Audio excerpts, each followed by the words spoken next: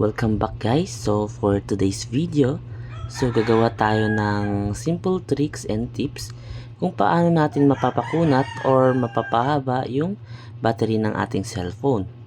So dito, karamihan sa atin na problema kung bakit mabilis malobat or madrain yung ating mga smartphone. So dito sa video na to, ipapakita ko sa inyo yung mga simple steps or simple tips kung paano natin mapapahaba yung battery life ng ating cellphone. So, bakit nga ba mabilis malubot yung cellphone natin? So, isa sa mga dahilan ay na-overcharge.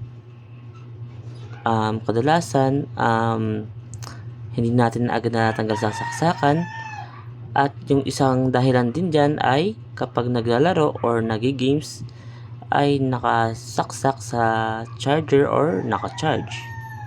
So dito, pakita ko sa inyo yung mga kailangan natin tandaan para mas lalong humaba yung battery ng ating cellphone.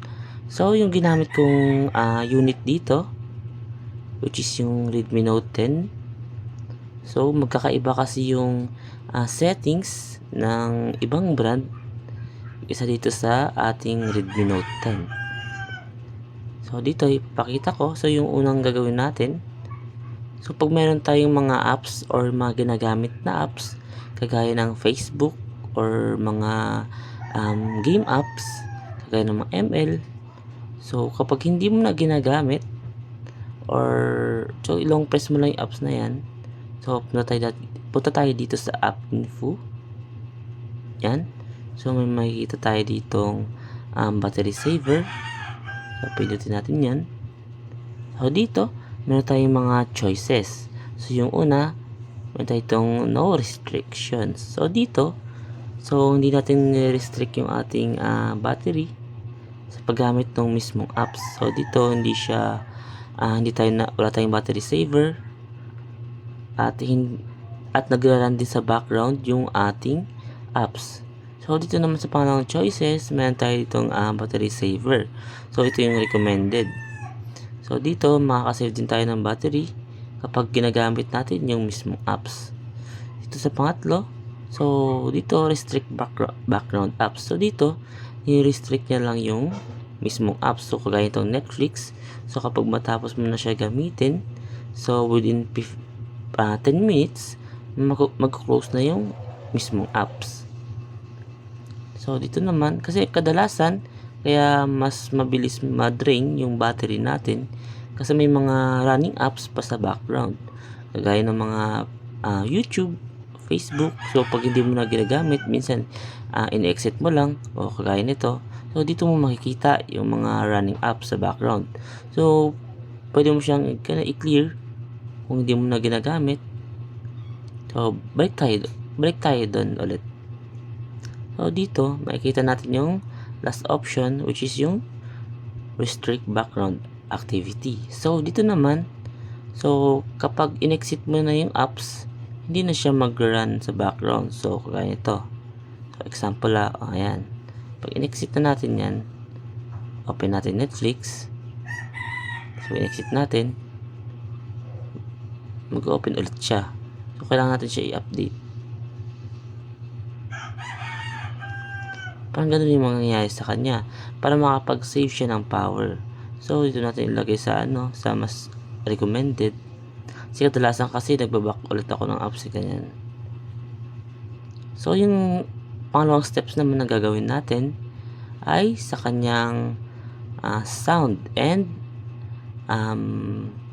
vibration. So dito punta tayo sa settings. Makikita natin yung sound and vibration. So dito kailangan lang natin i-turn off yung ito kasi kadalasan naka-on to. Ito, naka-on yan.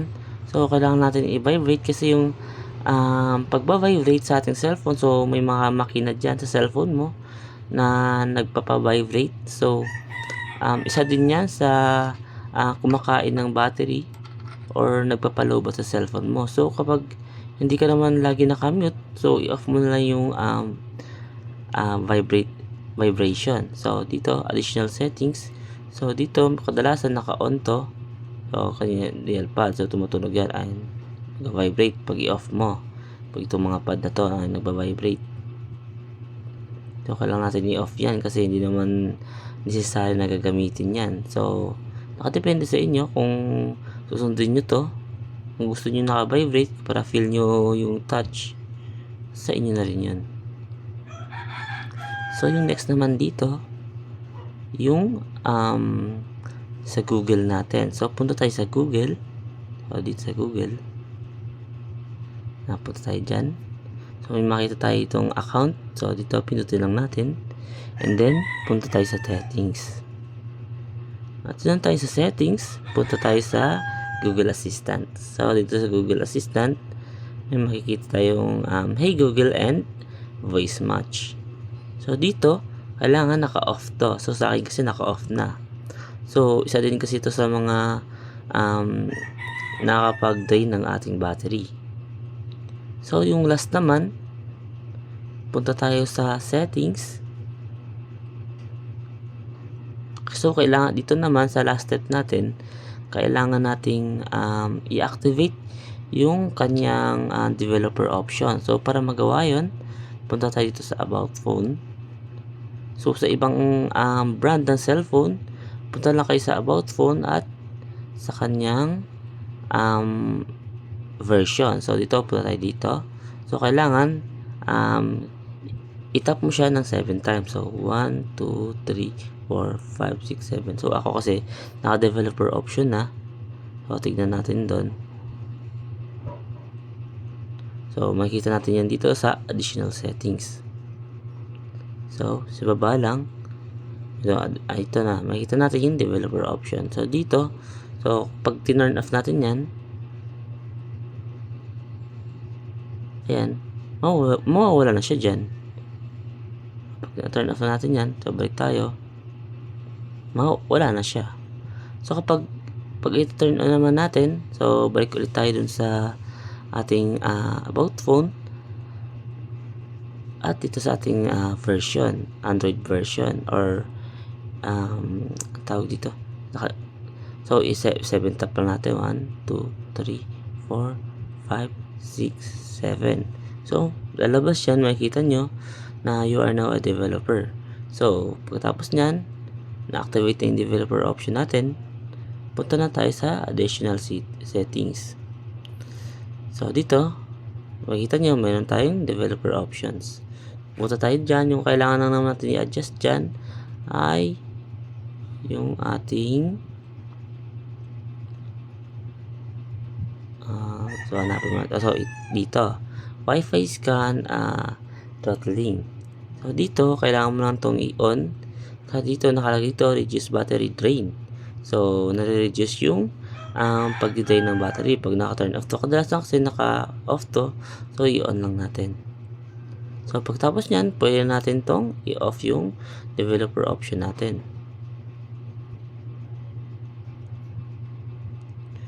And may pinakalas na option mo lang talaga pag hindi pa rin gumana itong mga tips na to.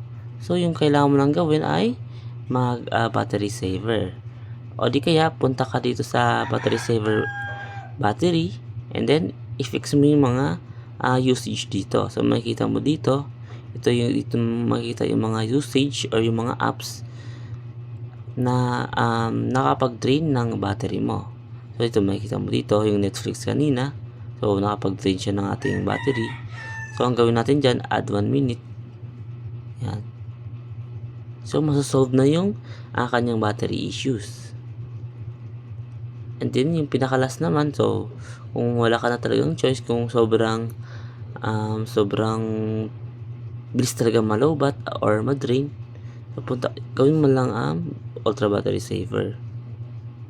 So, nga lang, yung mga gamit mo lang talaga dyan ay text lang or messages. Hindi mo magamit yung ibang apps. So, kagaya nito.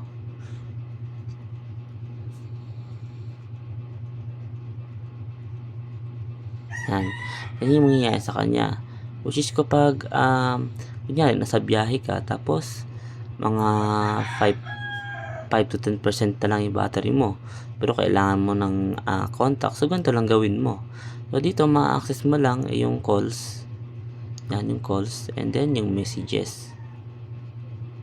So, kung hindi ka naman pala Facebook or yung contact mo, pwede mo naman i-text. So, ito yung the best na gawin. So, dito mas mapahaba yung battery life sa 38 hours. So, kapag i-exit naman natin, so dito lang, pindutin lang natin yung exit. So, makita mo, yung 38 hours, kapag normal na gamitin, ilang oras lang. So, ayan, makikita natin 11 hours lang pag hindi naka-ultra battery saver. So, ayun lang guys for today's video. So, sana makatulong sa inyo.